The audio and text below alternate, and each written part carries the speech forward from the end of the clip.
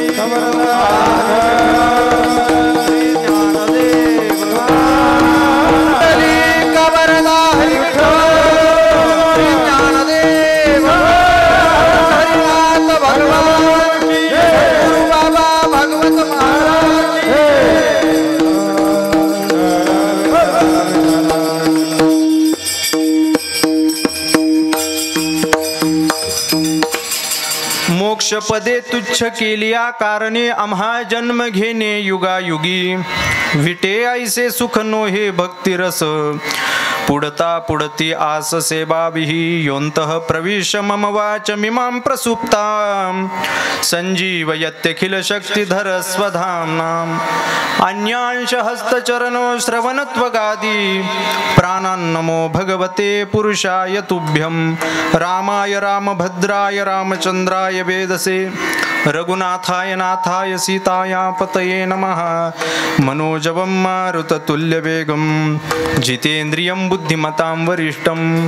वातात्मजं वानरयूथमुख्यं, श्रीरामदूतं शरणं प्रपद्ये.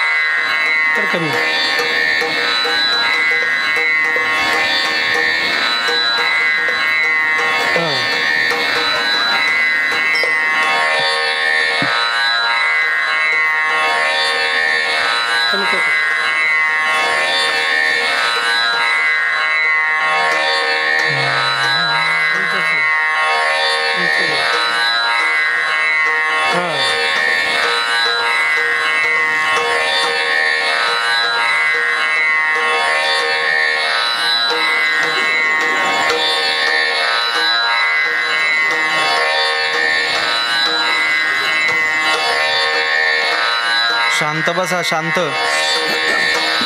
शांत बसा.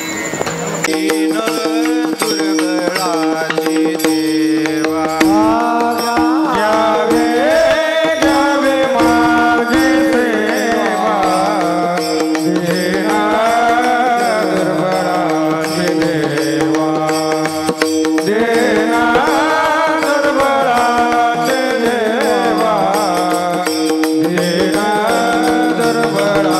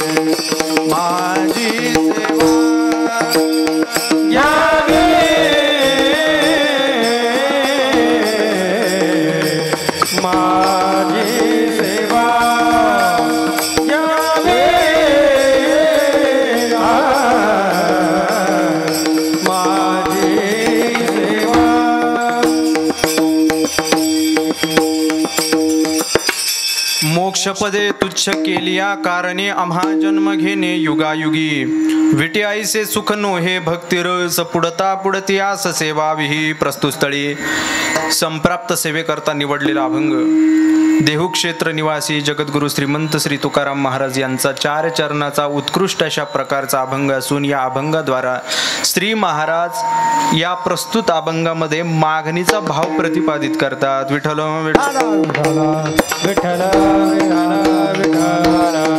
विठ्ठल. अगदी अल्पसा परिहार देतो. आपल्या या मरळ बुद्रुक या गावामध्ये 29 वर्षापासून चालत आलेला हा अखंड हरिनाम सप्ताह हरिभक्तीपरायण संत ज्ञानबा बाबा यांच्या आशीर्वादाने तसेच हरिभक्तीपरायण डॉक्टर देवकर महाराज मिरगावकर यांच्या प्रेरणेने हा नागपंचमीच्या दिवशी सुरू झालेला अखंड हरिनाम सप्ताह 2 वर्षापूर्वी या ठिकाणी काल्याच्या कीर्तनाकरता येण्याचा योग आला होता आणि पुन्हा 2 वर्षांनी अशा मध्ये गॅपच काय मिळतं मला ते कळत नाही.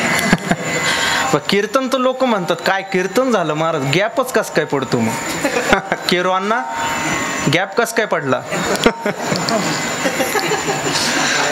केरो अण्णाचं फार नितांत प्रेम आहे. 2-3 वेळेस आजही दिवसभरात त्यांनी फोन केले. तशी तर माझी ही सेवा नव्हती. आज हरिभक्तीपरायण शिवानंद महाराज भालेराव यांची सेवा होती पण त्यांच्या जागेवरती रिकाम्या जागेत येण्याचा हा योग आलेला योग. त्यानिमित्ताने आजचं जे सौजन्य होतं ते रामचंद्र आढाव यांच्या संपूर्ण परिवाराने आजचं जे सौजन्य घेतलं आजचं जे अन्नदान घेतलं ते सर्व मरळमधले ग्रामस्थ या सर्वांचं ऋण निर्देश करतो. त्याचबरोबर आमच्या या कीर्तनाकरता उपस्थित असणारे ख्यातनाम गायनाचार्य नाशिक भूषण हरिभक्तीपरायण चिंतामण महाराज सानप त्याचबरोबर घुगे महाराज इकडे शिल्लक महाराज. मगाशी मला गायनाचार्य विचारले त्यावेळेला मी विचारल्यानंतर मला केरो अण्णांनी सांगितलं चिंतामण महाराज आहे घोगे महाराज आहे शिल्लक महाराज आहे. म्हटलं त्यांना पुढच्या वेळेला भरा म्हटलं पण ते म्हणजे महाराज त्यांचं आडनावच शिल्लक आहे म्हटले शिल्लक महाराज भाबड महाराज त्याचबरोबर सर्व ग्रामस्थ इकडे आमचे भव्य चोपदार विनेकरी त्याचबरोबर मृदुंगामध्ये मोठं नाव असलेले आपल्या या नाशिक जिल्ह्याचं भूषण हरिभक्तीपरायण निलेश महाराज पगार त्याचबरोबर ज्यांची सिस्टीम आहे ती निराळ्याची ना संत सावतामाळी सिस्टीम जय सावता सिस्टीम यांची सिस्टीम जय सावता काय सावतामाळी काय एकच सिस्टीम त्यांचाही ऋण व्यक्त करतो. यूट्यूब चॅनल गजर माऊलीचा तुम्हा सर्व मायबापांच्या चरणावरती विनम्रपणे माथा टेकून सेवेला सुरुवात करतो. विठ्ठल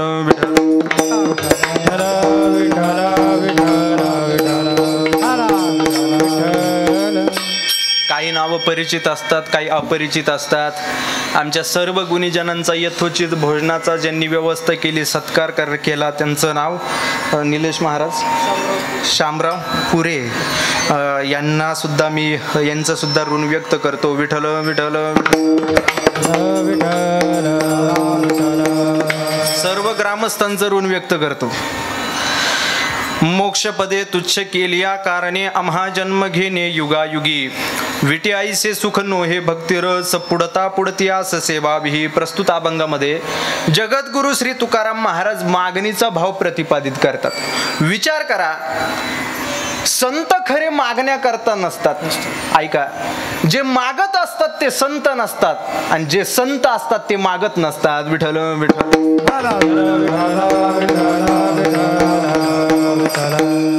मागणाऱ्यांना कधी संत म्हणत जाऊ नका.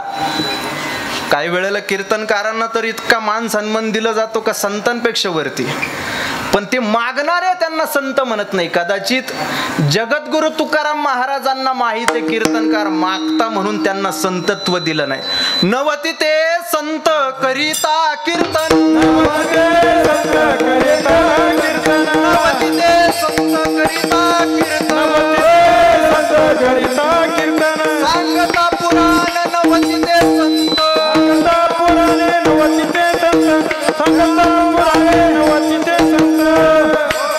नवती ते संत करिता कीर्तन. कीर्तनकार संत नाही का, मागण्याची अपेक्षा, त्याला डिमांड आहे. डिमांड करतो लोकांकडे, तो कधी संत होत नसतो. नवती ते संत करिता कीर्तन, सांगता पुराण. नवती ते संत, पुराण सांगणारा सुद्धा कधी संत होत नाही. उलट तर ते चांडाळे जे कथेचा विक्रय करतात. कन्या गो करी कथेचा विक्रय. कन्येचा, गोमातेचा आणि कथेचा जे विक्रय करतात ते कोण आहे? चांडाळे, चांडाळ. तर काही लोक माझ्याकडे पाहतील, तुम्ही पॉकेट घेणार नाही का? मी पॉकेट घेणार, जरूर घेणार आहे, जरूर घेणार आहे. पण ऐका, या युगामध्ये आता पैशाशिवाय काही चालत नाही. तुकाराम महाराजांच्या वेळची स्थिती होती, वस्तू विनिमयाची पद्धत होती. पण आता मात्र थोडेफार घेतले तर चालतात, पण किती प्रमाणामध्ये घ्यावे विचार करा. 50,000, 51,000 एका कीर्तनाचे, 81,000, 1,00,000 एका कीर्तनाचे. जसं डिमांड वाढत गेलं तसं त्यांचा रेटही वाढत जातो. मला असं वाटतं 50,000 लोक तुम्हाला देतील आणि तुम्हाला स्वीकृत करतील, तुमचं कीर्तनही स्वीकृत करतील. 1,00,000 रुपये लोक देतील एका कीर्तनाचे आणि तुमचं कीर्तनही स्वीकृत करतील, पण देव आयुष्यभर तुम्हाला कधी स्वीकारायचा नाही. विठ्ठल विठ्ठल.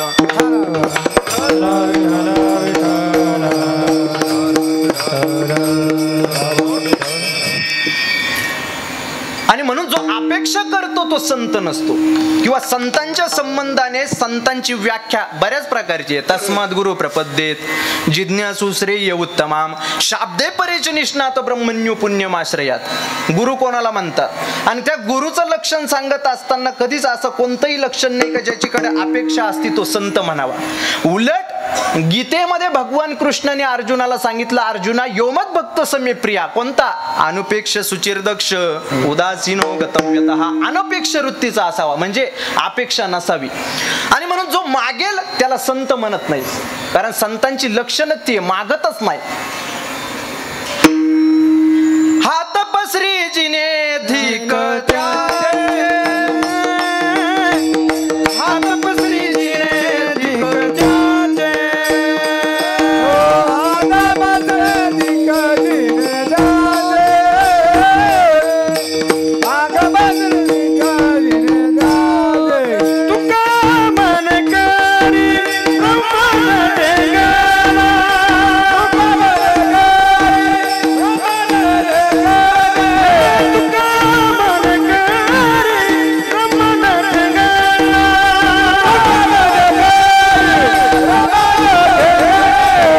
हात पसरी धिक त्याचे, हात पसरी जिने धिक त्याचे,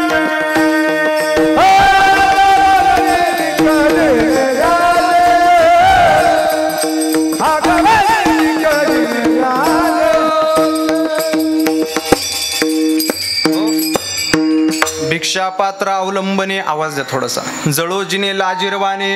आम्ही हात पसरत असू तर आमच्या जीवनाचा धिक्कार आहे, धिक्कार. तुकाराम महाराजांनी देवाकडे जावं, देवाने कितीही वेळेला विचारावं, तुकाराम महाराज तुम्ही काहीतरी मागा. तुकाराम महाराजांनी म्हणावं, तुका म्हणे तुझी न लगे दसोडी, परी आहे आवडी दर्शनाची. तुझी दमडी सुद्धा आम्हाला नको, आणि तू काय आम्हाला देशील, कारण तुझ्याकडे जे आहे तेच तुझं नाहीये. तुका म्हणे तुझी न लगे दसोडी, परी आहे आवडी दर्शनाची. किंवा आमच्या परंपरेत मागितलं सुद्धा कोणी नाहीये. काही मागणे आमानुचे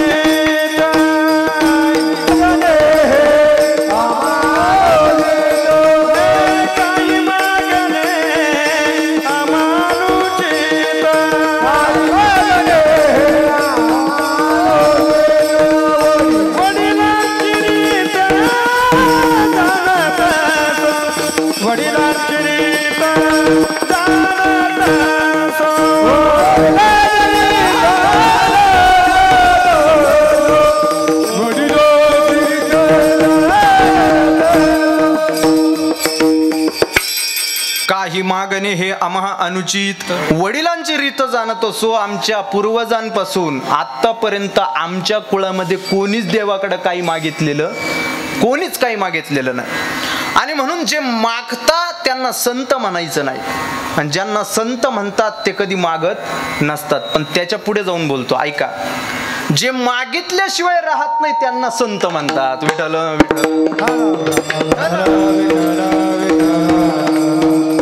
तुम्ही म्हणाला अगोदर म्हटले जे मागत नाही ते संत, आणि आता म्हणतात जे मागितल्याशिवाय राहत नाही ते, जे मागितल्याशिवाय राहत नाही ते संत. पण ऐका, संतांचं मागणं हे शुद्ध पारमार्थिक असतं. संत प्रपंच संबंधाने काही मागत नाही, संत देवतेच्या संबंधाने मागतात. पण ऐका, प्रस्तुत अभंगामध्ये जगद्गुरु तुकाराम महाराज इतर मागण्यांपेक्षा एक विलक्षण प्रकारची मानवी स्वभावाच्या विरुद्ध मागणी मागतात. काय मानवी स्वभावाच्या विरुद्ध? जे लोकांना पाहिजे ते तुकाराम महाराज नको म्हणतात, आणि जे लोकांना नको ते तुकाराम महाराज यावं म्हणतात. लोकांना जे पाहिजे काय असते, समाजात चालत असताना काही वेळेला प्रवाहाच्या बाजूने चालावं लागतं. एखादा माणूस जर प्रवाह तोडून वेगळ्याच विचाराने बोलू लागला तर मग गावही त्याला वाळीत टाकतं. म्हणजे सगळ्या लोकांनी जर यात्रा ठरवली गावची, आणि यात्रामध्ये जर विचार केला की कीर्तनच ठेवायचं चांगल्या नावाजलेल्या महाराजाचं, मग सगळ्यांचं म्हणणं झालं कीर्तन ठेवायचं, पण एक नग असा निघतो तो म्हणतो कीर्तन नाही, मग नर्तनच ठेवायचं, नर्तन. तो बाजूला जाऊन मग त्याचं काय होतं की मग पुढच्या वर्षी विचार काय झालं होतं रे मागच्या वेळेला, हा एक जण बोलला होता बरं का. असं समाजात प्रवाहामध्ये चालावं लागतं, प्रवाहाच्या विरुद्ध जाऊन चालत नाही. पण जगद्गुरु तुकाराम महाराज वाट मात्र समाजाला जे पाहिजे ते तुकाराम महाराजांना नकोय. काय पाहिजे समाजाला? समाजाला पाहिजे सुख. काय पाहिजे? प्रत्येकाला काय अपेक्षित आहे? सुख प्रत्येकाला अपेक्षित आहे. वरबोट करा कोण असेल ज्याला सुख नको, गरीब असो श्रीमंत असो, ज्याच्याकडे किती पैसे असो, पण सुख मात्र प्रत्येकाला अपेक्षित आहे. प्रत्येकाला सुख अपेक्षित आहे. या मृत्यू तलावरती सुखरूप असा दुसरा कोणीच नाहीये, कोणी दुसरं सुखरूप नाहीये. सुखाच्या संबंधाने जर विचार केला, मृत्यू लोकी सुखाची कहाणी येतो ऐके जेल कवनाचे श्रवणी, कोणाच्या कानाला सुखाची कथा तरी ऐकू येईल का? प्रत्येकाला अपेक्षित सुख आहे. विचार करा, पूर्ण सुखरूप असं कोणाला म्हणता येत नाही. ज्याच्याकडे पैसा आहे तो पूर्ण सुखी का? नाही महाराज. शास्त्रामध्ये 6 प्रकारची लक्षणं आलीत. ती 6 लक्षणं एखाद्यामध्ये दिसली, 6च्या 6 दिसायला हवी. ती 6च्या 6 लक्षणं एखाद्यामध्ये दिसली की त्याला काय म्हणायचं? त्याला पूर्ण सुखी म्हणायचं. कोणती लक्षणं आहे? विदुराने राजाला असं सांगितलंय विदुर नीतीमध्ये. विदुर असं म्हणतो, या जगामध्ये राजा 6 गोष्टी असणारा सुखी आहे. कोणत्या कोणत्या? विदुर असतो म्हणतो, पहिली गोष्ट त्याच्याकडे धन असावं, पैसा असावा. त्याच्याकडे काय असावं? पैसा असावा. दुसरं, त्याच्याकडे आरोग्य चांगलं त्याचं असावं. नुसता पैसा असून चालत नाही, त्याच्याकडे आरोग्य चांगलं असावं. तिसरं, आरोग्य नुसतं चांगलं असून चालत नाही, मग त्याची बायको गोड बोलणारी असावी. हे तिसरं. आणि नुसती गोड बोलणारी असून चालत नाही. चौथं सांगितलं, त्याची बायको प्रेम करणारी असावी. नुसती बायको प्रेम करणारी नसावी, तर त्याचा पुत्र पण वशस्य आज्ञाकारी पुत्र असावा. आणि शेवटचं सांगितलं, राजा अर्थकारीच विद्या, धनार्जन कमवून देणारी विद्या त्याच्याजवळ असावी. प्रियाच भार्या प्रियबादिनीच वशस्य पुत्रार्थकारीच विद्या षडजीव लोकस्य सुखानी राजन. 6 गोष्टी.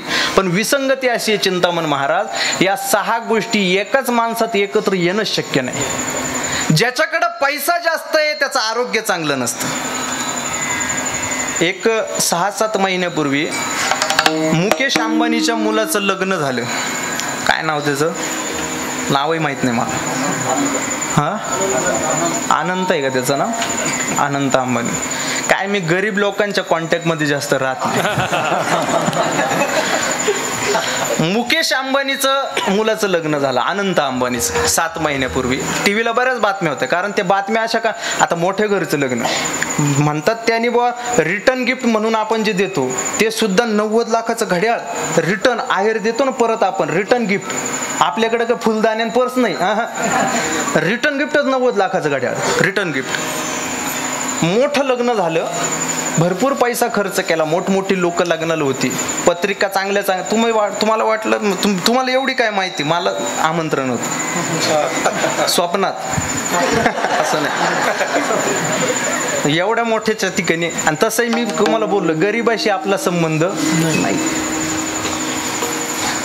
त्या मुकेश अंबानीच्या मुलाचं लग्न, त्याच्या आदल्या दिवशी त्यांच्या घरामध्ये रिसेप्शन होतं, काहीतरी समारंभ आयोजित केला. आणि त्या समारंभामध्ये मुकेश अंबानी वरती मंचावरती बोलण्याकरता उभा राहिला. आणि त्या सभेमध्ये जवळपास 1 तास मुकेश अंबानी रडत होता. का माहितीये का? पैसा आहे त्याच्याकडे खूप, आज भारतातलं 1 नंबरचा श्रीमंत आहे, पण रडत होता का? त्याच्या मुलाचं आरोग्य चांगलं नाही म्हणून. अर्थ पैसा असला म्हणून सुखरूप म्हणता येत नाही, मग त्याच्याकरता आरोग्य चांगलं पाहिजे. नित्यम आरोग्यताच, आरोग्य चांगलं पाहिजे. त्याच्यानंतर प्रियाच भार्या, प्रेम करणारी बायको असावी, प्रेम करणारी बायको असावी. प्रियवादिनीच, नुसती प्रेम करणारी असून चालत नाही, मग गोड बोलणं, अर्थात एकच करावी असं शास्त्राचं म्हणणं. प्रेमही तिनेच करावं, गोडही तिने, नाही तर घ्या त्याचा वेगळाच अर्थ. म्हणजे फार काही होणार नाही, महिन्याला 3,000 रुपये येतील अकाउंटला, 1500 3,000. प्रियाच्या भार्या प्रियवादिनीच. बर, वशस्य पुत्र हा आज्ञाकारी पुत्र असावा. आणि शेवटचा अर्थकारीच विद्या. या 6 गोष्टी एकत्र आल्या का त्या जीवाला पूर्ण सुखी म्हणायचं. विठ्ठल विठ्ठल.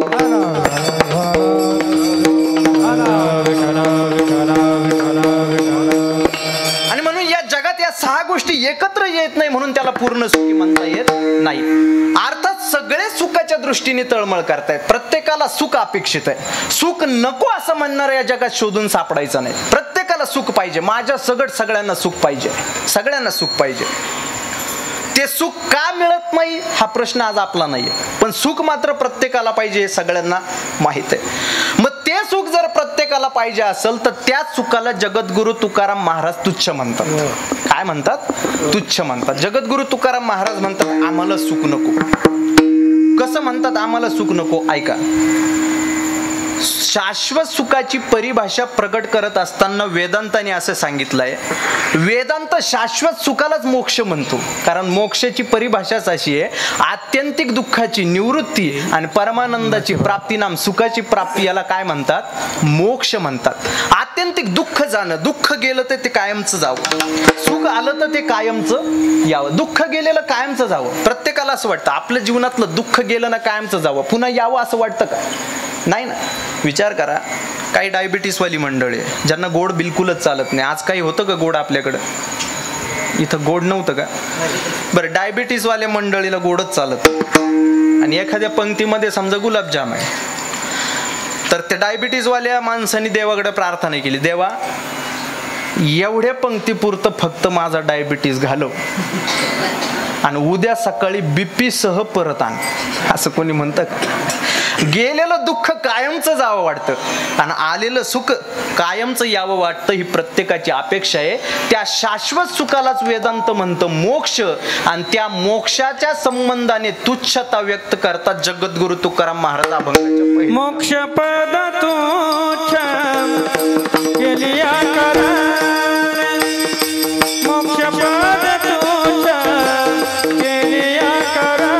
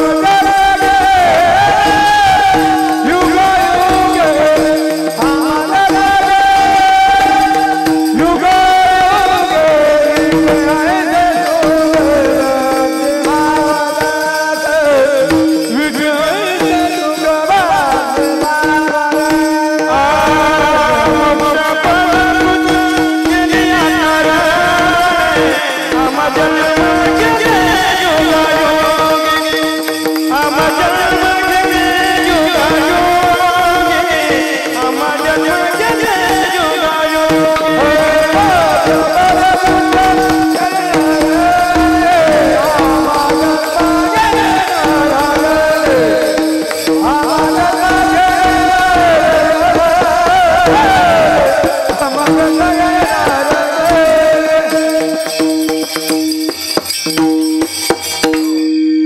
मोक्षाची परिभाषा जास्त अवघड नाहीये. मोक्ष म्हणजे काय असेल तर शाश्वत सुखालाच वेदांताने मोक्ष म्हटलेलं आहे. शाश्वत सुख म्हणजे मोक्ष. मग महाराज म्हणतात मोक्ष पद आम्ही तुच्छ लेखतो. म्हणजे सुखाला काय करतो आम्ही? तुच्छ लेखतो. मोक्षाला तुच्छ लेखतो याचा अर्थ सुखाला तुच्छ लेखतो. एखादी एखादा माणूस तुच्छ त्या गोष्टीला तुच्छ का म्हणतो त्याचे काही कारण असू शकतात. एखाद्या गोष्टीला तुच्छ कधी म्हणायचं? जेव्हा ती गोष्ट कळत नसली तर तिच्या प्रतीची तुच्छता आपण व्यक्त करतो. ती गोष्टीचं महत्वच माहित नाही, मग ती काय झाली? तुच्छ झाली. एखादी गोष्ट जर मिळत नसली तर मग त्याला आपण तुच्छ म्हणतो. जसं कोल्ह्याला द्राक्ष आंबट मिळत नाही आणि मग द्राक्ष काय झाली? आंबट झाली. मिळत नाही म्हणून ती आंबट, मिळत नाही म्हणून त्या गोष्टीला आपण तुच्छ मानतो. मग तसं जगद्गुरु तुकाराम महाराज मोक्षाला तुच्छ म्हणतात, याचं नेमकं कारण काय? ऐका. कदाचित तुकाराम महाराजांना मोक्ष कळाला नसावा किंवा तुकाराम महाराजांना मोक्ष मिळाला नसावा. ऐका, हे बडबड बंद करा तिकडं. तुकाराम महाराजांना मोक्ष कळाला नाही असं जर आपण म्हणू तर तुकाराम महाराजांचीच प्रमाण आहे. वेदाचा तो अर्थ आम्हा सहित ठावा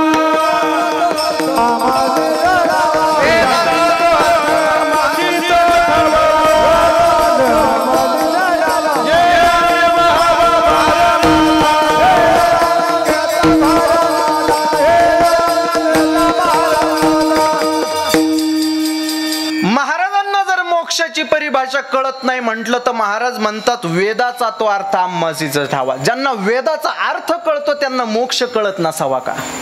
वेदाचा अर्थ काढणारे एक सांगू महाराज, जगद्गुरु तुकाराम महाराज खरे वेदांती होते. काही या संप्रदायामध्ये सुद्धा चिंतामण महाराज काही असे बावळट कीर्तनकार आले. ते म्हणतात जगद्गुरु तुकाराम महाराजांनी वेदालन कर्मकांडाला विरोध केला. असे बावळट काही आहेत. एक सांगतो महाराज, तुकाराम महाराज आधी करून संतांचा वेदालन कर्मकांडाला कधीच विरोध नव्हता. फक्त कर्मकांडापेक्षा सुलभ नामे असं त्यांनी सांगण्याचा प्रयत्न केलेला. अर्थात कर्मकांडाला विरोध नव्हता. मी नेहमी एक गोष्ट सांगत असतो, नामस्मरणाने देव प्राप्त होतो आणि कर्मकांडाने देव प्राप्त होतो. ऐका, पण संतांनी नामाला का महत्व दिलं? जी गोष्ट तलाठ्याकडून आपल्याला करता येते त्याच्याकरता तहसीलदाराकडे जायची गरज आहे का? तलाठी जी गोष्ट करू शकतो, ऐका, तलाठ्याकडून एखादं काम होतं त्याकरता तहसीलदाराकडे जायचं का? नाही.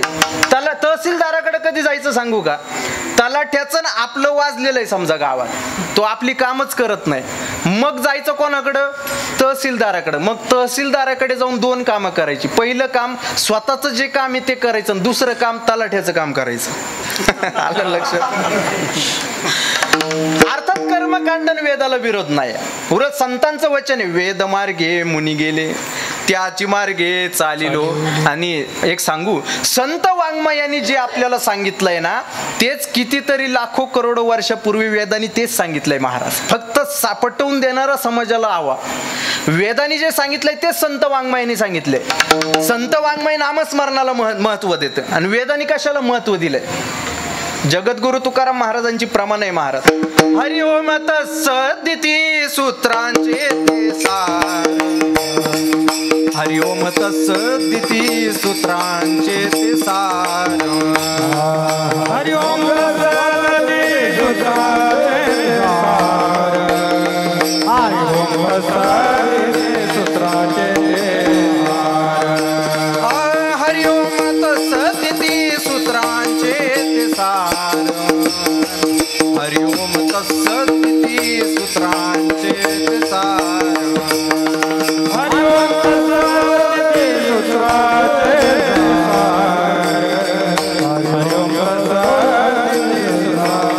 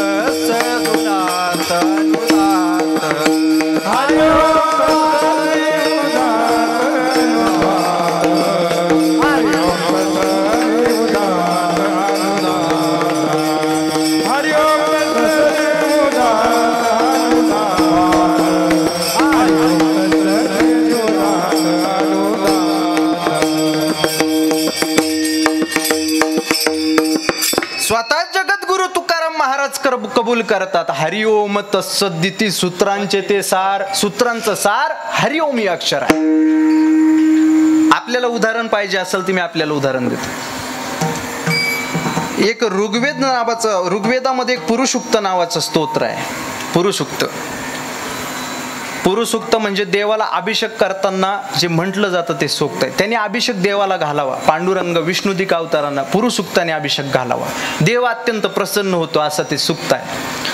मग त्या पुरुषुक्ताची सुरुवात अशी आहे. सहस्रशीर्षा पुरुकः सहस्राक्षा सहस्रपा सभूमी वृत्वा तुष्टांशुगुलुम पुरुषेवदम सर्व यद्भुतम यचम भवे मृतोत्मेशानो यतन्नातिरोहिता एतावानस्य महिमा तुजायात पुरुषः पादोस्य विश्वभूतानि त्रिपादस्य मृतन दिवी. याची वेगळी दक्षिणा पडेल. पण ते जरी सुरुवात अशी असली तरी सुरुवात करताना वेदांनी त्या सुक्ताची अशी केली आहे.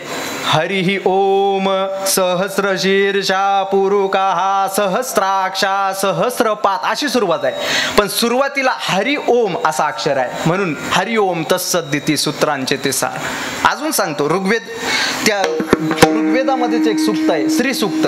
हिरण्यवर्णा हरिणी सुवर्ण रजतस्रचाम चंद्रा हिरणमयी लक्ष्मी जात वेदो मा आहवम. त्याची सुरुवात करताना हरि ही ओम अशी आणि मग हिरण्यवर्णा हरिणी. अजून सोपं सांगतो. आरती झाल्यानंतर बऱ्याच ठिकाणी मंत्र पुष्पांजली म्हणण्याची पद्धत आहे. मंत्र पुष्पांजली वेदातलीच आहे. यज्ञेन यज्ञमयी जंत देवास्तानी धर्मानी प्रथमान्यासम तिहनाक. त्याची सुरुवात करताना सुद्धा वेदाने अशी केली. हरि ही ओम वास्तानी धर्मानी प्रथमान्यास. याचा अर्थ काय? वेदांनी हरि ओम म्हणजे नामस्मरणाला महत्व दिलंय आणि संतांनी सुद्धा रामकृष्ण हरी म्हणजे नामस्मरणालाच महत्व दिलं असेल तर खरे वेदांती तुकाराम महाराज होते. त्यांना वेदांताचा खरा अर्थ कळाला म्हणून ज्यांना वेदांताचा अर्थ कळतो त्यांना मोक्षाचा सुद्धा अर्थ कळालाच असेल. विठ्ठल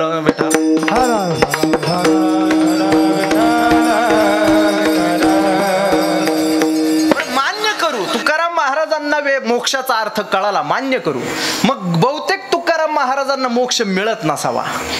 आता तुकाराम महाराजांना मोक्ष मिळत नसावा असं म्हटलं तर तुकाराम महाराज म्हणतात तुका म्हणे मुक्ती परनिली नोवरी आता दिवस चारी खेळी मिळी मोक्ष आम्हा घरी कामारी ते दासी होय सांगू आयसी. तुका म्हणे आमच्या घरामध्ये मोक्ष दासी बनून राबतोय. मोक्ष काय आमच्या घरात? मोक्ष आमच्या घरात मोलकरणीचं काम करतो. अजून पुढं मोक्ष आमच्या घरामध्ये नुसती मोलकरीनेच नाही तर त्या मोक्षाला आम्ही बायको बनवून घरामध्ये ठेवलेला आहे. म्हणजे तुकाराम महाराजांना मोक्ष प्राप्तही होता. तुकाराम महाराजांना मोक्ष कळतही होता आणि तुकाराम महाराजांना मोक्ष मिळाला सुद्धा होता. तरी तुकाराम महाराजांचं ठाम मत आहे मोक्ष पदे तुच्छ केली या कारणे. आम्ही मोक्ष पदाला तुच्छ मानू. कारण असेल सुखाला लात मारण्याचं? काय कारण असेल? ज्या मोक्षाकरता कितीतरी जणांनी तळमळ केली आहे. आज जो परमार्थ आपला चालू या जगामध्ये मुमुक्ष वर्गाचा म्हणा किंवा आध्यात्मिक लोकांचा परमार्थ तो कशा करताय माहितीये का? मोक्षा करताय. याजसाठी जप याजसाठी तप याजसाठी जप याजसाठी तप यासेही अमुक ग्रंथ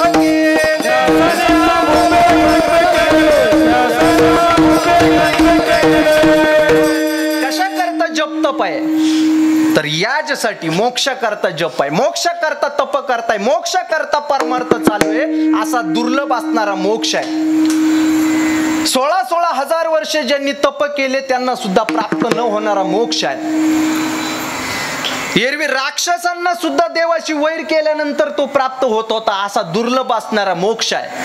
रावणाने देवाशी वैर केलं कशा करता? त्याला हेच प्राप्त करायचं होतं, मोक्ष प्राप्त करायचं होतं. रावणाने आयुष्यभर प्रपंच करताच काम केलं. रावणाने त्याचा प्रपंच वाढवला. 80 सहस्र जया सुंदरा कामिनी त्याची संपत्ती होती. 80,000 ज्याला बायका होत्या. रावणाच्या बायका किती? 80,000. म्हणजे कृष्णाच्या 5 पट बायका रावणाला होत्या. 16 पंचे 80. 80,000 बायका. निलेश महाराज एकदा विचार केला लाडकी बहीण योजना जर तेव्हा असती हा रावणामुळं बहुतेक कॅन्सल झाली असते. बाकीच्या लाडक्या बहिणींना लाभ नसता घेता आला. म्हणजे एकटा रावण 12,000 करोड रुपये त्या बायकांवर कमवले असते. एक विचार सांग, मी गणित केलं होतं त्याचं एकदा. 80 सहस्र जया सुंदरा कामिरी मुख्य मंदोदरी अंतोरण. बरं, त्याच्या बायका सामान्य नव्हतं, त्याची संपत्ती फार होती. प्रपंच करता त्यांनी फार कष्ट केले होते. मुख्य मंदोदरी अंतोरणी. मंदोदरीला उद्या काय होणार आहे ते आज कळायचं. उद्याचं भविष्य मंदोदरी आजच कळायची. मंदोदरी बोले रावणा प्रती स्वप्न देखील म्या मध्यरात्री नेनो मिळाले वानर किती शिळा सागरू बांधिला. हे मंदोदरीला कळायचं. संपत्ती 80,000 बायका, पुन्हा त्या बायकांकरता कमवलेली संपत्ती. रावणाने प्रपंच केला, जीवनभर प्रपंच केला, पण शेवट बटन दाबताना मात्र देवाचंच दाबलं. शेवट देवाचंच बटन दाबलं. लोक पाहत राहिले. जीवनभर प्रपंचाचा प्रचार केला आणि बटन देवाचं कसं काय दाबलं? म्हटले त्या प्रपंचाचा प्रचार केला, पण त्यांनी मला नोटाच दिल्या नाही. नाम त्याच्यातून सुखच काही प्राप्त झालं नाही. आणि सुख प्राप्त झालं नाही म्हणून मी अंतकाळाला मात्र देवाकडे गेलो. रामाने देवाशी वैर केलं होतं, रावणाने रामाशी ते मोक्षाकरता केलं होतं. मोक्षाकरता वैर होतं. राक्षसांना वैर करून मोक्ष प्राप्त होत नव्हता, किंवा करावं लागलं ते वैर तेव्हा प्राप्त झाला. 16,000 वर्ष तप करणाऱ्यांना मोक्ष प्राप्त होत नाही. असा दुर्लभ मोक्ष तुकाराम महाराज म्हणतात मोक्ष पदे तुच्छ. आमच्या लेखी तो मोक्ष काय झाला? तुच्छ झाला. ऐका, मोक्षासारख्या दुर्लभ गोष्टीला तुच्छ तुकाराम महाराजांनी मानव त्याकरता काहीतरी ठोस कारण असलं पाहिजे. ठोस कारण असलं पाहिजे. एखादी गोष्ट तुच्छ आहे ना, मग त्याच्यापेक्षा चांगल्या क्वालिटीची गोष्ट मिळाली पाहिजे, तर पहिली गोष्ट तुच्छ वाटावी. एखादी गोष्ट तुच्छ आहे. मी विनोदाने एक दृष्टांत नेहमी देत असतो. काय झालं, एका ठिकाणी निलेश महाराज 7 दिवस एकच बाबाचं कीर्तन. 7 दिवस एकच बाबाचं कीर्तन. कारण तो बाबा पॉकेट नव्हता घेत, त्याच्यामुळं सप्ताह आयोजक त्याचंच कीर्तन ठेवायचे. असं एक खांब होता आणि त्या खांबाला टेकून तो बसायचा. आणि मग कीर्तनकाराचं कीर्तन उभं राहिलं की एक बाबा टेकून बसायचा असं खांबाला. आणि मग काय व्हायचं की ते कीर्तन चालू झालं, रंगात आलं की तो म्हातारा झोपायचा तो म्हातारा. आणि तो झोपला का विक्षेप व्हायचा. आता विचार करा, माझ्या समोर हे तुम्ही बडबड करतात, ते तुम्हाला किती वेळेस सांगितलं, तुम्हाला पैसेच नाही बडबडीचे तरी तुम्ही करताय. तो काय होतो? विक्षेप होतो. आता लक्षात ठेवा, आता उद्या तर कालाच आहे तुमचा, पण ही गोष्ट नेहमी लक्षात ठेवा. कीर्तनी बडबड करीलो जो कोण, बेडूक होऊन येईल जन्मा. तुकाराम महाराज बेडूक होऊन जन्माला येतो कीर्तनात बडबड करणार. आता करा बडबड पाहू. विक्षेप, एखादा झोपला तरी विक्षेप होतो. मग ते कीर्तनकाराला विक्षेप व्हायचा. 2 दिवस पाहिलं विक्षेप. त्याचा नातू बरोबर यायचा. त्या नातवाला ते कीर्तनकाराने बोलवलं, म्हटलं इकडे मी तुला रोज 25 रुपये देतो, पण तुझा आजोबा झोपला का त्याला चिमटा काढत जाय म्हटलं. ठीक आहे. ठरल्याप्रमाणे दुसऱ्या दिवशीपासून तयारी. तो आजोबा झोपला की याने चिमटा काढायचा. चिमटा काढला, कीर्तन संपलं, कीर्तनकार बुवा त्याला 25 रुपये काढून द्यायचे. 2-3 दिवस झालं. पुन्हा तिसऱ्या दिवशी तो बाबा असा 2-4 दिवसांनी पुन्हा आला, कीर्तन रंगात आलं, झोपला. मग कीर्तनकाराने खुणवलं, पण त्याने आज चिमटाच काढला नाही आणि कीर्तन पडलं ना त्या दिवशीचं. मग तो कीर्तन झाल्यानंतर कीर्तनकार बाबा म्हणतो, इकडे बाळा, अरे तुला 2-3 दिवस 25 रुपये दिले का नाही कबूल केल्याप्रमाणे? दिले. मग तो आज चिमटा का काढला नाही? म्हटले काय झालं, घरी गेलो आणि माझा आजोबा मला म्हटला तुला 50 रुपये देतो पण चिमटा काढायचा नाही. 25 ची किंमत संपली. कधी माहितीये का? 50 प्राप्त झाले तेव्हा 25 ची किंमत संपली. मोक्षाची किंमत तुकाराम महाराजांच्या लेखी संपली आहे, पण प्राप्त काय झालं? कोणत्या कारणाने मोक्ष पदे तुच्छ? महाराज म्हणतात, आम्हा जन्म घे युगा युगे आम्हा जन्म घे, आम्हा जन्म घे, युगा युगे आम्हा जन्म घे.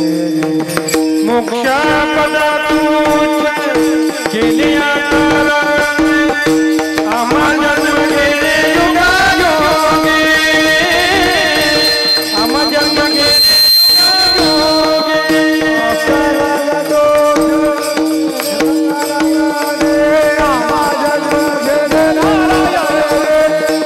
Oh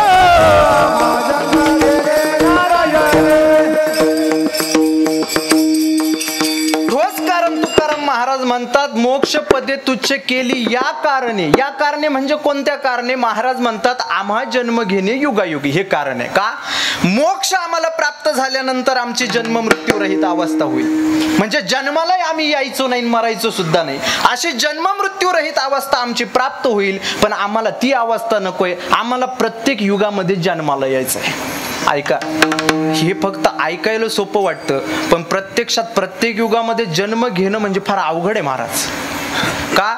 एकदा जन्म घेऊन किती पस्तावा येतो हे लोकांना माहिती आहे. आपल्याला दुःख कशामुळे माहिती आहे का? आपल्या जीवनामध्ये 3 प्रकारचे दुःख आहे. 3 दुःखाच्या पलीकडे दुःख नाही आहे. आधी भौतिक, आध्यात्मिक आणि आधी दैविक असे 3 प्रकारचे दुःख आहे. या 3 प्रकारच्या दुःखाला कारण काय माहिती आहे का? या 3 प्रकारच्या दुःखाला कारण आहे आपला जन्म झाला म्हणून. पूर्वी काही गोष्टी अशा आहे की त्या पूर्वी एक कोडे असायचे आणि त्यावेळेला मग ते एकाच 3 प्रश्नाची उत्तर एकच असायचं. म्हणजे हे बघा, भाकरी का करपली, पानं का सडली आणि घोडं का आडलं, याचं उत्तर काय? एकच, फिरवलं नाही म्हणून. भाकरी का करपली? कारण भाकरी करणाऱ्या माणसांना माहिती आहे काय भाकरी करतात माणसं, बायांना माहिती आहे असं म्हणतो. भाकरी कधी करपली? भाकरी तव्यावर टाकली तशीच पडू दिली तर ती काय होणार आहे? करपणार आहे. त्याच्याकरता भाकरी अशी ह्या हातावरून त्या हातावरून घेऊन व्यवस्थित त्याला पाणी बिनी लावून व्यवस्थित ती फिरवावी लागते, तेव्हा ती चांगली होती. भाकरी का करपली? फिरवली नाही म्हणून. बर, पानं का सडली? हे पानं खाणाऱ्यांना विचारा. आपल्याला काय माहिती? पानाचं बरंच शास्त्र आहे महाराज. असं आहे, शास्त्रामध्ये विड्याचं शास्त्र आलेलं आहे. खरं साधकाने विडा खाऊ नये. एकादशी असेल तर विडा बिलकुल खाऊ नाही. साधकाने कथा कीर्तन चालू असताना विडा खाऊ नाही. लक्षात ठेवा, विड्याचं फार शास्त्र आहे असं म्हणतात. ते आयुर्वेदामध्ये आलेले. एकपानम सुखारोग्यम, द्विपानम निष्फलम भव, अतिश्रेष्ठ त्रिपानम, चौपानम पंचकम ततः. म्हणजे विडा खाणाऱ्यांनी हा श्लोक पाठ करा. काय श्लोकाचा अर्थ असा आहे, एक पानम सुखारोग्यम, खायचं असेल तर एकच पान खा. 2 पानं जोडून खात असेल तर निष्फलम भव. अतिश्रेष्ठ, मग चांगलं काय? 2 नाही खायचे, एक तर खायचं तर एकच, 2 खायचे नाही. मग खायचं असेल तर मग 3, 4, 5 खाला. त्रिपानम चौपानम पंचकम तथा. हा श्लोक विडा खाणाऱ्यांनी पाठ करा, पण दुसऱ्याची विडा खाणाऱ्यांनी पाठ करा. स्वतःला न परवडणारा श्लोक या. मग त्या विड्यामध्ये बरेच शास्त्र आहे महाराज. विड्याचं पान असं ऐकलंय बा, विड्याचं पान. काही माणसांना विड्याच्या पानाची पारख सुद्धा जमते, काही ना जमत नाही. काही कशी पानं खातात, पण पारखी माणूस पाहिजे. विड्याचं पान असं असावं, उद्यापर्यंत ठेवलं तर ते सडणारं असावं. म्हणजे ते आजच्याच दिवशी खाल्लं गेलं पाहिजे, अशा प्रकारचं पान असावं. बरंच शास्त्र आहे. त्या विड्याच्या शिरा काढल्या जातात. मी सांगतो का, पण त्या विड्याची पानं सडतात काही वेळेस. का? विड्याची पानं याच्यामुळे सडतात का? ते फिरवले नाही म्हणून. ते फिरवावी लागतात ती पानं. मग या 3 प्रश्नाचं उत्तर काय आहे? फिरवलं नाही म्हणून. तसं आदिदैविक, आध्यात्मिक, आधी भौतिक हे 3ही दुःख माणसाला प्राप्त आहे, याचं एकमेव कारण आहे जन्माला आलो म्हणून. विठ्ठल विठ्ठल. हे जर दुःख आपल्याला प्राप्त होत असेल जन्माला आलो म्हणून, तर तुकाराम महाराज म्हणतात आम्हा जन्म घेणे युगायुगी, आम्हाला प्रत्येक युगात जन्माला यायचं. अहो, या जन्माला भले भले घाबरले, त्या मुमुक्षांनी तर पैज मारली. महाराज वर्णन करतात, पैभव स्वर्गाव मगले, मुमुक्ष योग ज्ञाना वळगले, पुढती नयो या निघाले पैजा येथ. त्या मुमुक्षांनी पैज मारली, मी पुन्हा जन्माला येणार नाही. अहो, हेच सोडा. अहो, चांगले चांगले वैराग्य संपन्न जन्माला यायला घाबरले. ब्राह्मणाचं पोर एक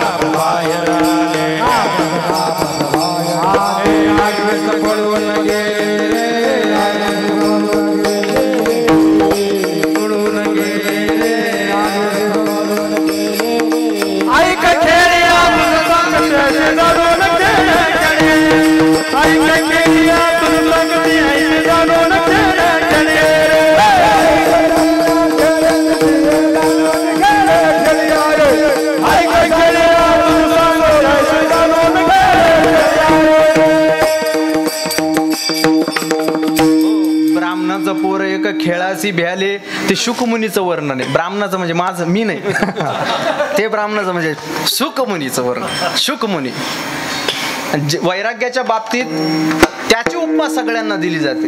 शुका सारिके पूर्ण वैराग्य ज्याचे असं म्हणतात, ते परम वैराग्य मूर्ती असणारे शुकमुनी आईच्या उदरात 12 वर्ष लपून बसले. देवानी प्रार्थना केली, तुमच्या अवताराची वेळ झाली या. ते म्हणतात मी या जन्म मृत्यूच्या खेळाला भ्यालो. ते 12 वर्ष लपालं रे, कापत कापत बाहेर आले, ते नागवेचे पळून गेले रे. का? जन्माला घाबरले महाराज. मग तुकाराम महाराज, तुम्ही जन्माला घाबरत नाही का? महाराज म्हणतात नाही घाबरत. आम्ही मुनिमुक्त झाले भेनी गर्भवासा, आम्हा विष्णुदासा सुलभ तो.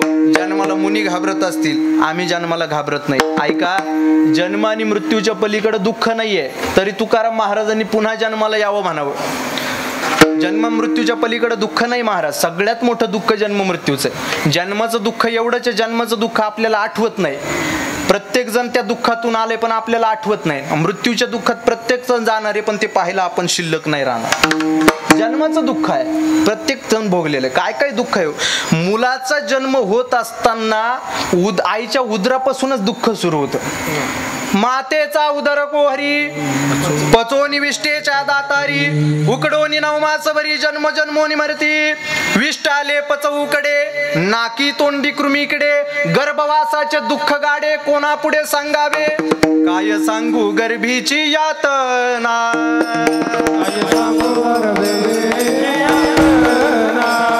मज भोगिता नारायणा, मज भोगिता मौषमळ मूत्र दाना,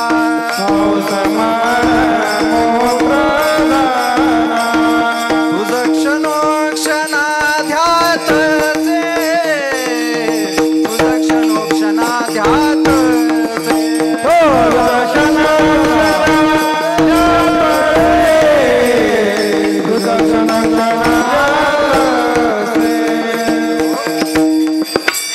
काय सांगू गर्भीची यातना, काय सांगू यातना. मज भोगिता नारायणा, मौषा मळमूत्र जाना, तुझ क्षणोक्षणा ध्यातसे. इतक्या यातना होतात महाराज. त्या उदरामध्ये मुलगा खाली डोकन वर पाय या अवस्थेत 9 महिने 9 दिवस आईच्या उदरात असतो. खाली डोकं आणि वर पाय. ऐका, आता ते सोनोग्राफी निघाली. सोनोग्राफीमध्ये मुलगा कोणत्या स्थितीत पोटात ते कळतं. मग त्या सोनोग्राफीवरून लोकांना कळालं की मुलगा हा आईच्या उदरात डोकं खालीन वर पाय असतं. तुकाराम महाराजांच्या वेळेला सोनोग्राफी नव्हती, तरी महाराजांनी वर्णन करावं खाली डोकं वर पाय असतो. ऐका, मुलाचा जन्म होत असताना मदालसेचं वर्णन आहे.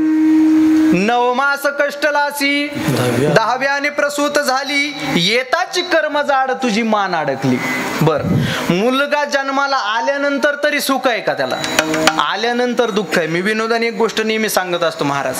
तो मुलगा जन्माला आलेला शिशु, ऐका, त्या मुलाला नेमक्या वेदना काय होतात कोणालाच कळत नाही. माफी मागून बोलतो, आज जग चंद्रावर गेलंय, पण सक्का पोटचा मुलगा का रडतो हे त्याच्या सख्या आईला सुद्धा सांगता येत नाही. येतं का सांगता? नाही महाराज. ते उगीच त्याचं पोट दुखतंय आणि त्याला भूक लागली म्हणून रडतोय, हे कल्पना आहे. जर आईला सांगता आलं असतं तर आईने डॉक्टरांकडे नेलं नसतं का मुलगा कालपासून रडतोय बघा काय झालं. आपण डॉक्टरला आई विचारते, म्हणजे आईला सुद्धा सांगता येत नाही. त्या मुलाला कोणत्या प्रकारच्या वेदना. बरं, त्या मुलाला स्नान आहे. स्नान घालण्याचं माणसं स्त्रिया पण वेगळ्या असतात, म्हाताऱ्या स्त्रिया असतात ज्यांना अनुभव आहे, त्या मुलाला स्नान घालतात. स्नान घालण्याची पद्धत आहे. ते मुलगा लवचिक आहे का काय ती म्हातारी पाहतच नाही, पण उजवा हा पाय हा डाव्या हाताला टेकलाच पाहिजे आणि डावा हात हा उजव्या पायाला टेकलाच पाहिजे. मॉलिश केली जाते, मॉलिश. मग उलट केलं जातं पायावर. ते 2 पाय असे त्याच्यावर उलट केलं जातं. मग त्या पायांमध्ये ती मान खोचून धरली जाते. मी दुःख सांगतोय आपल्याला. मग ती मॉलिश किती दाब पाहिजे त्याचा अंदाज नसतो त्या म्हातारीला. ते श्वास घेण्याकरता डोकं वर काढतं, ही दुसऱ्या पायाने पुन्हा त्याला दाबते. तुम्ही म्हणाल काय अनुभव आहे तुम्हाला? पाहिलाय माझ्या मुलाचा अनुभव मी. बर, पुन्हा स्नान घालण्याकरता मुलाला किती प्रकारचं गरम कसं पाणी पाहिजे याचा अंदाज त्या म्हातारीला नसतो. तिला जसं चांगलं वाटतं तसं ती मुलाला पाणी ठेवते. बरं समजा त्या मुलाचं इथं आहे का कोणी आंघोळ घालणार आहे? हां हां बरेच आहे का? आमच्याकडे एकच बाई आहे म्हणून म्हटलं. पण ती आता थोडीशी टाळेव नाही राहिली, तिला बोलवत नाही कोणी, कारण तिला म्हणतात ते बाहेरच यायला लागलं. ते आंघोळ घालणंच बंद केलं. बरं आता त्या मुलाचं डोकं जर थोडं तिरपं असेल तर काय करता हो? त्या चुकून एखादा ठोका जर जास्त पडला ना महाराज, तर लक्षात घ्या त्याचा परिणाम 10वीला 10 वेळेस नापासच होतो. बाप म्हणतो माझा पोरगा 10 वेळेस परीक्षेला बसला 10वीच्या, पासच व्हायना. का पास व्हायना? त्याचं आधीच झालेलं राहतं ठोकण्याचं काम. बरं मुलाचं नाक जर समजा थोडं बसकं असेल तर काय करता? बसकं नाक ओढतात. किती ओढलं पाहिजे कळत नाही. मग ते स्नान वगैरे आवरलं का बिचारं ते झोपतं. शेजारची माता भगिनी येऊन विचारते कुठे गेलं तुझं नातू? नातू ना नाहनला म्हणून झोपला. नाहनल्याने ताणल्याने झोपला. नाहनल्याने झोपत असतो नातू, काय नाहनल्याने झोपतो? अहो ही विनोदाचा भाग सोडा, हे दुःख आहे त्याच्या जीवनातलं. मग जन्माला येण्याचं हे दुःख आहे. जीवनामध्ये त्रिविध तापाचं दुःख आहे. मरताना दुःख आहे. मरताना वर्णन केलेलं आहे शास्त्राने. काय मरताना दुःख आहे? ज्याचा नैसर्गिक मृत्यू होतो असं म्हणतात. विचार करा, एक विंचू चावल्यावर किती वेदना होतात? एकच विंचू चावल्यावर किती वेदना होता तो? म्हणजे त्याच्याकरता बरेच उपाय. मग ते डॉक्टरकडे जा. आता डॉक्टर आहे. मला मागे म्हणजे लहानपणी 3 वेळेस विंचू चावला, तेव्हा एवढे डॉक्टर नसायचे खेडोपाडी. मग एखाद्या भक्ताकडे जाऊन त्या अंगारा लावा आणि ते हे ते. एकदा मला विंचू चावला तर चिंतामण महाराज माझ्या वडिलांनी एका महिलेने येऊन सांगितलं, म्हटले कुठंच नेऊ नका. मग त्याचा पाय बांधावरती बांधला. देशी दारूचे थेंब होता त्याच्यावर, कशावर? विंचवाच्या याच्यावर. आता ते कर्म धर्म संयोगाने देवाच्या कृपेने दारुडे 3 थेंब उडवतात आणि 3 थेंब ठेवतात बाटलीत. ती बाटली सापडली माझ्या वडिलांना. घेऊन आले ते 3 थेंब ओतले जिथं विंचू चावला तिथं.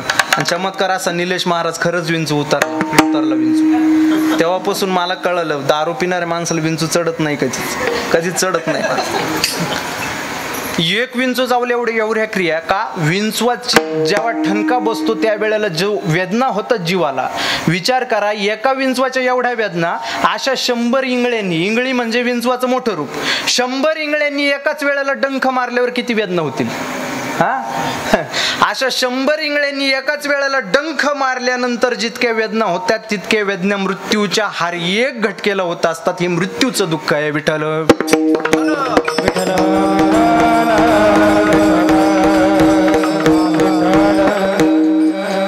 आणि म्हणून जन्म आणि मृत्यूचं दुःख आहे. जन्माला आलो म्हणजे मृत्यूचं दुःख आहे. एवढं दुःख असून सुद्धा जगद्गुरु तुकाराम महाराज म्हणतात आम्हा जन्म घेणे युगायुगी. आम्हाला प्रत्येक युगात जन्म घ्यावा वाटतोय. ऐका, तुकाराम महाराज प्रत्येक युगात जन्म घ्यावा वाटतो. तुकाराम महाराजांची मागणी देव पूर्ण सुद्धा करतो. का? संतांनी केलेली अशी कोणती मागणी देवांनी पूर्ण केली नाही.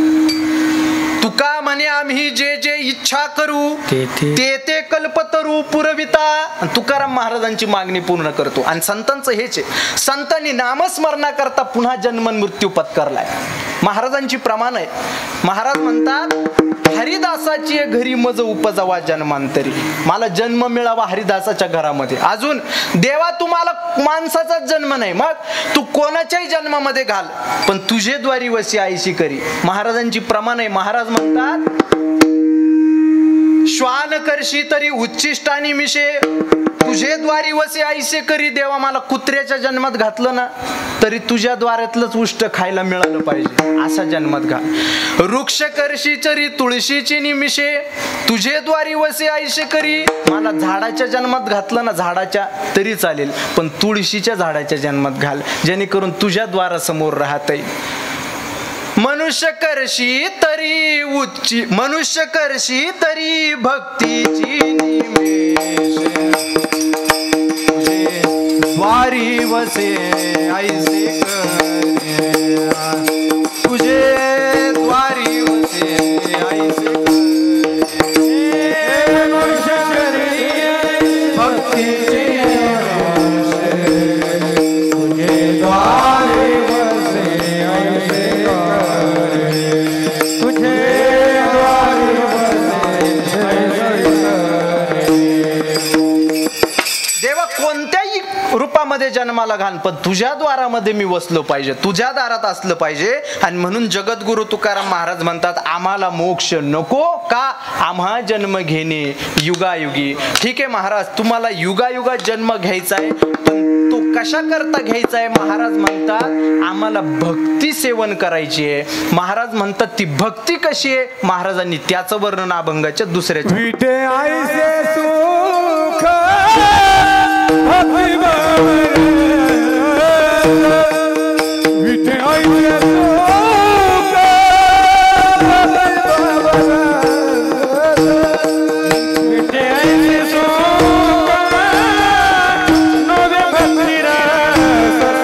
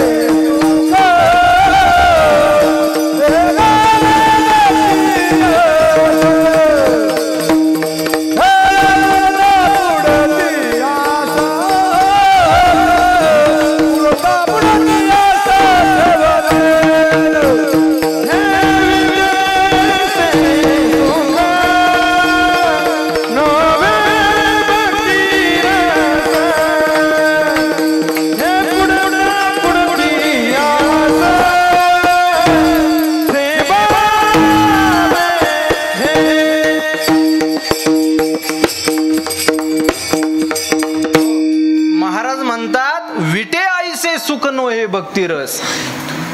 आईचं सुख, हे जे सुख म्हणतात ना तुम्ही मोक्षाचं, हे विटणार आहे, पण नो हे भक्तिरस. भक्तिरस मात्र विटणारा नाही. प्रापंचिक सुख विटतील, पण भक्तिरसाचं सुख कधी विटत नाही.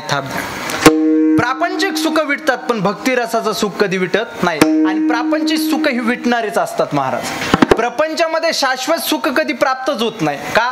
त्याला विटच येतो, विटतच. कोणतंही सुख घ्या. एखाद्याचं लग्न जमत नाही, 12 वर्ष झाली, पत्रिकाच पाहतोय, काहीतरी निघतच, मंगळ काल सर्प, कोणी आहे का इथं? काल सर्प मंगळ, मग 7.5 गुरुच अनिष्ट, जमत नाही. 12 वर्षांनी त्याचं लग्न जमलं, त्याला सुख प्राप्त झालं, पण ते आवीट आहे का विटणार आहे? ते आवीट सुख नाही, मग विटणारं सुख आहे. का? 4-5 वर्षानंतर त्या सुखाचा सुख पाहण्याकरता आपण त्यांच्या घरी जा, मग आपल्याला कळेल ते सुख आवीट आहे का विटणार आहे.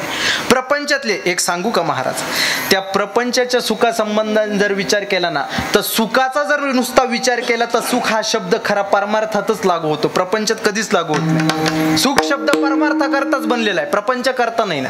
विचार करावं. असं म्हणतात की ते वाघिणीचं दूध ते जर जमा करायचं असेल तर लोखंडाचं भांड लागतं, हा सोन्याचं लागतं.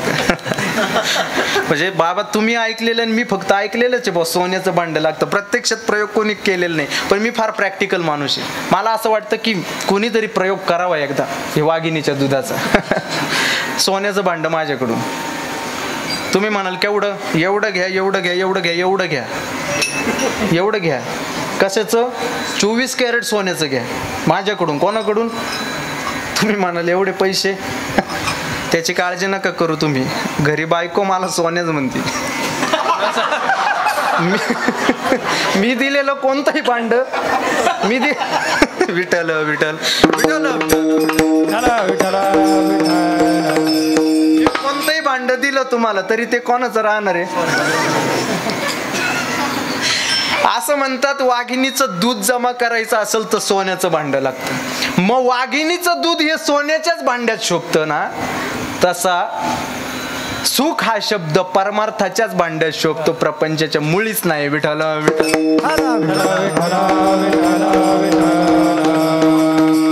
काय असतंय, वेदांत शास्त्रांनी तर अशी कल्पना केलेली आहे महाराज, रज्जू सर्पाकार भासियले जगडंबर, त्या प्रकाशमय अवस्थेमध्ये एक दोरी चमकते. थोडं वेदांत आहे, ऐका.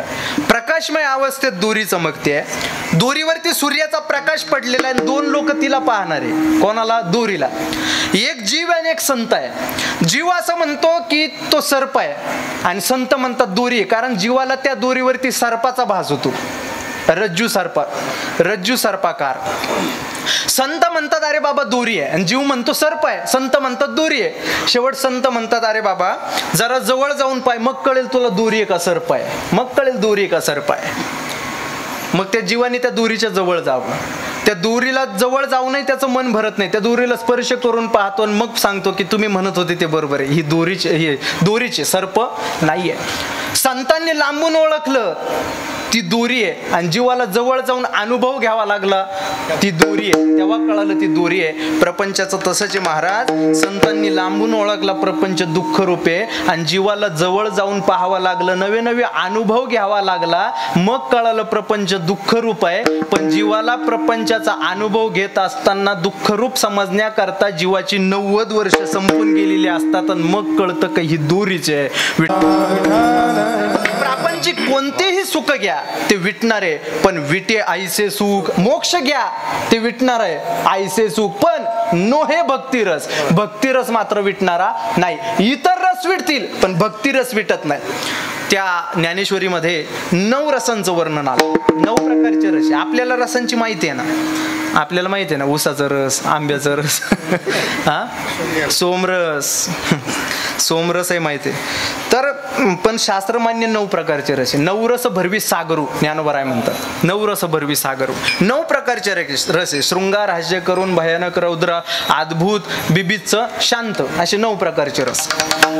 ते सगळे रसांचा जर विचार केला तर हे सगळेचे सगळे रस कुठेतरी विटतात. शृंगार रस स्थायीबा विरती, भ्रातारेशी सांगे भार्या गुज गोष्टी, मजाईशी कष्टी, न विटणारा रस. हास्य रस घ्या. काही काही वेळेला माणसाला हसू येतं एखाद्या गोष्टीचं, पण तो हास्यरसात्मक उदाहरणं पण आहे. ज्ञानेश्वरीतही आहे, नाथ महाराजांच्या भागवतात अशी काही उदाहरणे. काही काही वेळेला माणसाला हसू येतं, पण ते कायमस्वरूपी असतं का? तो हास्यरस सुद्धा विटणार आहे. काय झालं, एका शाळेमध्ये एक मुलगा, ती शाळा भरलेली, शिक्षक होते, आणि ते शिक्षक आहे ना ते बाराखडी शिकवतात, म्हणून ते शिक्षक ते शिकवत होते. बाबा म्हण ते फ फा फी फू असं ते शिकवायला लागले. फचा ती अंकच बाराखडी शिकवायला लागले, आणि शेवट असं असतं त्याच्या फा, असा हा शेवटचा वर्ण आहे. फा शेवटचा वर्ण आहे. मग ते फा म्हटलं, ते गुरुजींच्या तोंडातला थुंका थोडासा ते समोरच्या विद्यार्थ्यावर उडला. त्याला फार किळ झाली. तो उभा राहिला. काय गुरुजी म्हटले, अहो तर व्यवस्थित जरा शिकवा, हे काय सगळं थुंका अंगावर उडला म्हटले, किळस यायला लागले म्हटले मला. त्या शिक्षकांनी सांगितलं, अरे बंड्या असं नको म्हणू, अरे बाबा गुरुजीचं मुख म्हणजे पवित्र गंगा असते. गुरुजीचं मुख पवित्र गंगा. त्याने तो शब्द पक्का लक्षात ठेवला. घरी गेला, नुकतेच त्याचे आजोबा वारले होते. अस्थि विसर्जनाला टाइमच मिळाला. त्यांनी त्या अस्थि पायल्या टांगलेल्या खाली काढल्या, कूट केला त्याचा भुगा, कूट केला आणि पुडीत नेला. शाळेत गेला, पुडी अशी सोडून मागं ठेवली. गुरुजी काल ते फचं शिकवलं आणि ते लक्षात राहील, पुन्हा शिकवा. मग त्यांनी, आणि हळूहळू शिकवा. मग त्यांनी सुरू केलं, फ फा फी पू फे फई फो फम. शेवट फा म्हटला. ही पुडी जशीच्या तशी तोंड कडू पडलं त्याचं. कसं तरी करायला लागला तो शिक्षक, आणि म्हटलं, अरे बंड्या काय टाकलं तोंडात? म्हटले, गुरुजी तुम्हीच म्हटले होते ना गुरुजीचं मुख म्हणजे पवित्र गंगा असते. मग म्हटले, आजोबा आजोबा वारले, अस्थि विसर्जनाला टाइम नव्हता, मग अस्थि घेतल्या आणि पवित्र गंगेत विसर्जित केल्या. हा हास्यरस आहे, हास्यरस आहे. पण हा सुद्धा कधीतरी विटणारा आहे. हास्यरस विटतोय, अद्भुत रस विटतोय, रौद्र रस विटतोय. सांगू का, ब्रह्मरस सुद्धा विटतोय. नाथ महाराजांनी तर ब्रह्मज्ञान प्राप्त करण्याकरता लावले. नरदेह परम पावन, पावोनी जोन साधी ब्रह्मज्ञान, तो लांडा गर्दब जान पुच्छवीन दुपाई. किंवा पावोनी मनुष्यपणा, जोन साधी ती ब्रह्मज्ञाना, तो दाढीचा मेंढा जाण विषय चरण विचार. दोन प्रमाण आहे नाथ महाराज. मग ब्रह्मज्ञान, पण महाराज म्हणतात ब्रह्मज्ञान सुद्धा विटणार. का माहितीये का, ब्रह्मज्ञानाला सुद्धा वीट येतो. का, ब्रह्मज्ञान प्राप्त झालं का अहंकार निर्माण होतो. तुकाराम महाराजांनी त्याच्यामुळेच देवाकडे म्हटलं, देवा आम्हाला ब्रह्मज्ञान नको, नको ब्रह्मज्ञान आत्मस्थिती भाव, मी भक्त तू देव. बाबा तुझं ब्रह्मज्ञान सुद्धा नको. का, ब्रह्मज्ञानी झाला का अहंकार, ज्ञान प्राप्त झालं का अहंकार प्राप्त होणं साहजिकच आहे महाराज. कोणत्याही क्षेत्रातलं ज्ञानी घ्या, ज्ञान प्राप्त झालं का त्याच्या जोडीला अहंकार सुद्धा आला, अहंकार येतोच. मग ब्रह्मज्ञान विटणार आहे. ऐका, ब्रह्मज्ञान जर एखाद्याने प्राप्त केलं आणि त्याच्याकडे अहंकार झाला आणि भक्तीचा ओलावा त्या ब्रह्मज्ञानाला जर राहिला नाही ना, महाराजांचं वर्णन आहे, चवीने दी अन्न ज्यात नसता लवण, तैसे जाना ब्रह्मज्ञान, तैसे जाना ब्रह्मज्ञान.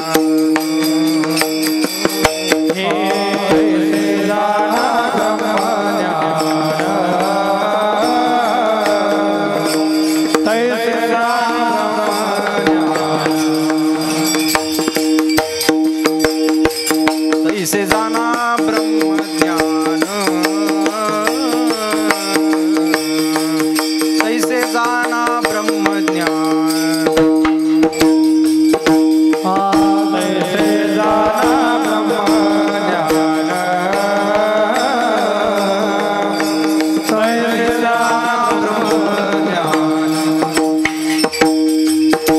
बापुडे ते भक्ती लीला, तैसे जाना ब्रह्मज्ञान, ज्ञान तैसे जाना ब्रह्मज्ञान.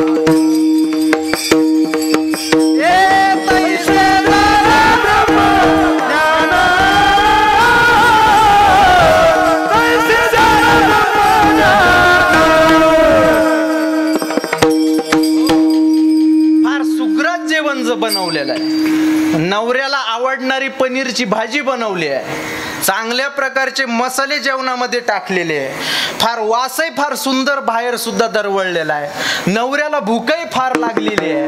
नवऱ्याला असं वाटलं कधी बसतो कधी पनीरची भाजी खातो, म्हणून नवरा जेवण करण्याकरता बसला, पनीरची भाजी आवडती आहे, पण घास खाल्ला आणि तसाच्या तसा बाहेर काढला. का माहितीये का, भाजी फार चांगली केली, मसाले फार चांगले टाकले, पण त्याच्यात मीठ मात्र टाकलं नाही. चवीने दी अन्न ज्यात नसता लवण, तैसे जाना ब्रह्मज्ञान, बापुडे ते भक्तिवीन. विठ्ठल विठ्ठल. ब्रह्मज्ञान तसंच आहे. ब्रह्मज्ञानाकडे भक्तीचा ओलावा नसला की ब्रह्मज्ञान सुद्धा विटणार आहे. बाकी सगळे सुख विटतात, पण विटे आईसे सुख नोहे भक्तिरस. भक्तिरस मात्र विटणारा नाहीये. कितीतरी गाणे आले आणि कितीतरी संपले महाराज, पण रूप पाहता लोचनी अजूनही चालू आहे 750 वर्ष. जगद्गुरु तुकाराम महाराजांचे अभंग सुंदर ते ध्यानासारखे अजूनही चालू आहे, 350 वर्ष झाली. कितीतरी गाणी येऊन धुळीला पडली, पण का, भक्तिरसाचा आनंद हा न विटणार आहे. म्हणून विटे आईचे सुख नोहे भक्तिरस. ठीक आहे महाराज, कळलं. तुम्ही भक्तीसाठी मोक्षाला सुद्धा लाता मारल्या. भक्तीसाठी दुर्लभ असणारा मोक्ष तुम्ही बाजूला केला, पण का महाराज, ती भक्ती करण्याकरता देव सगुण साकार पाहिजे ना. मग देवाने आकार धारण करायला पाहिजे तर तुम्ही भक्ती करू शकतात ना. महाराज म्हणतात भक्तीच्या जोरावरती आम्ही त्या देवाला सगुण साकार सुद्धा केलेलं आहे. अभंगाचं 3रं चरण. देवा हाती रूप धरविला ठार, देवा हाती रूप धरविला ठार,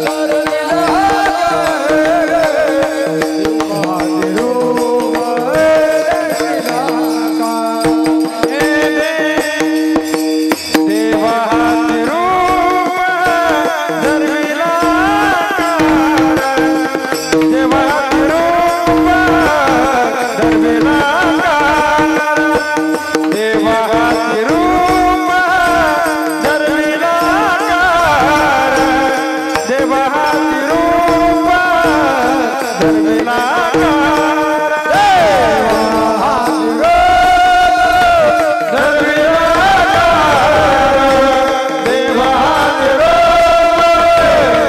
धरविला आकार देवा हाती रूप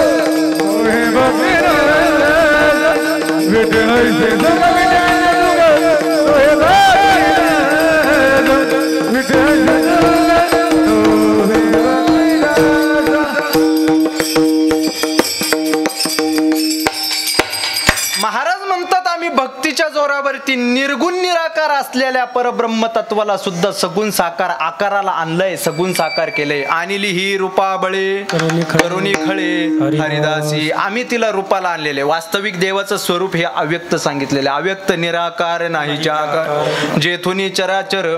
आणि अव्यक्त परब्रह्म तत्वाची भक्ती करणं फार अवघड आहे महाराज.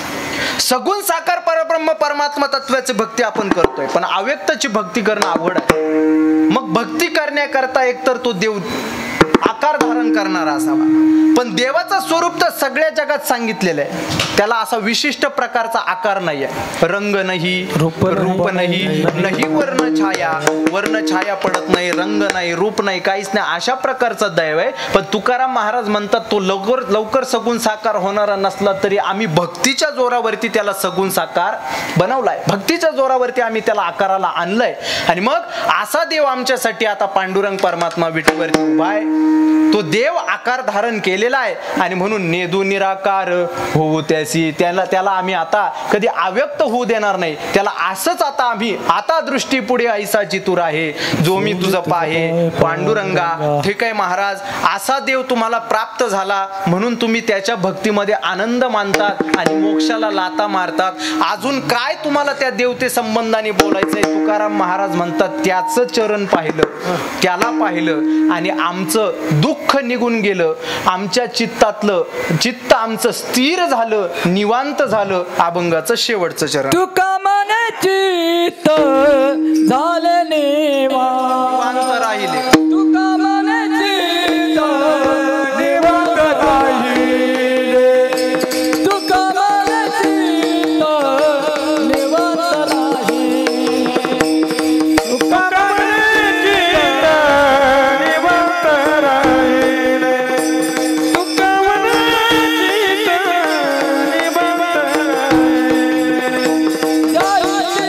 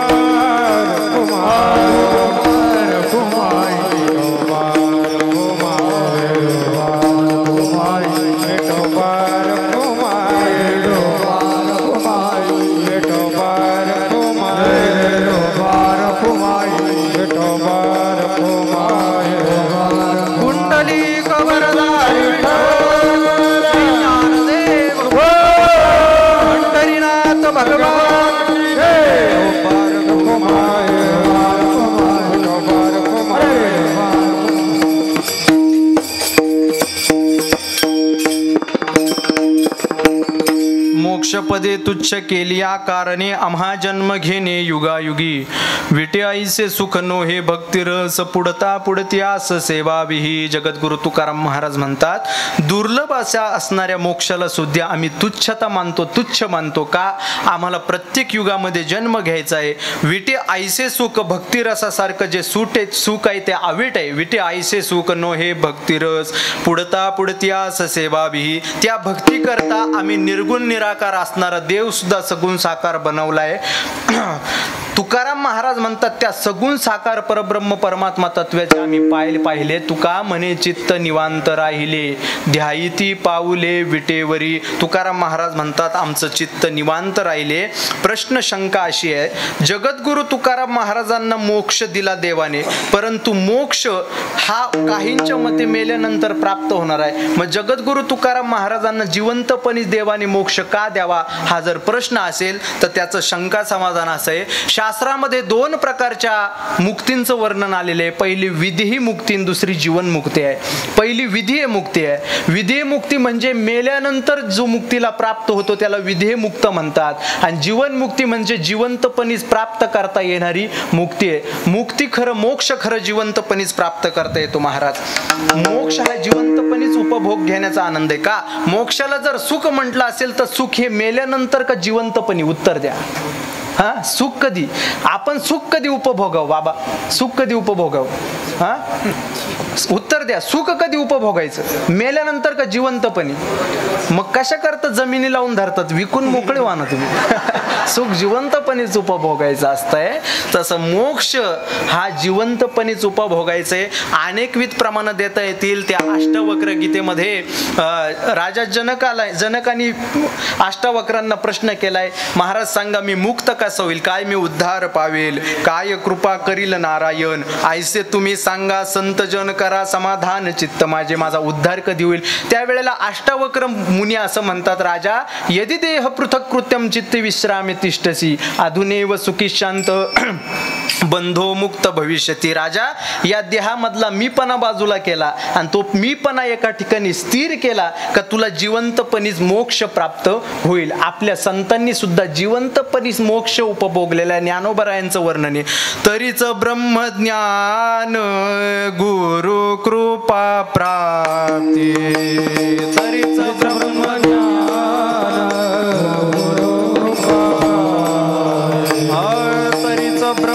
ज्ञान गुरु कृपा प्राप्ती. तरीच ब्रह्मज्ञान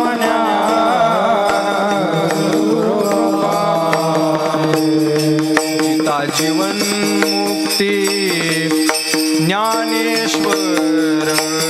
गीता जीवन मुक्ती ज्ञानेश्वर. तमगुणे करोनी पाविजे मरण. तमगुणे करोनी पाविजे मरण.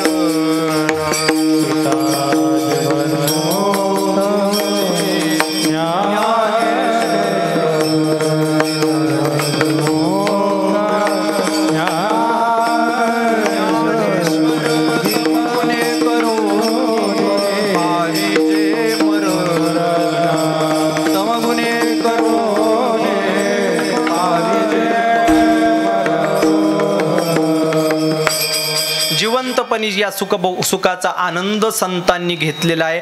जिवंतपणी जीवनमुक्त झालेले संत होते. म्हणून अन्यत्र मोक्षाची अपेक्षा, मोक्षाची लालसा जर देव तुकाराम महाराजांना देत असेल तर तुकाराम महाराज म्हणतात तुझा मोक्ष बाजूला ठेव. मोक्ष तुमचा देवा तुम्ही दुर्लभ तो ठेवा. मोक्ष सुखा हनु लाता भय नाही जन्म घेता. आम्हाला जन्म घेताना भीती वाटत नाही. आम्ही मोक्ष सुखाला सुद्धा लाता मारू. आता तू आमच्या समोर आलाय म्हणून आमचं चित्त निवांत झालंय. यथामती आता अवकाश या अभंगावरती विचार करण्याचा प्रयत्न केला.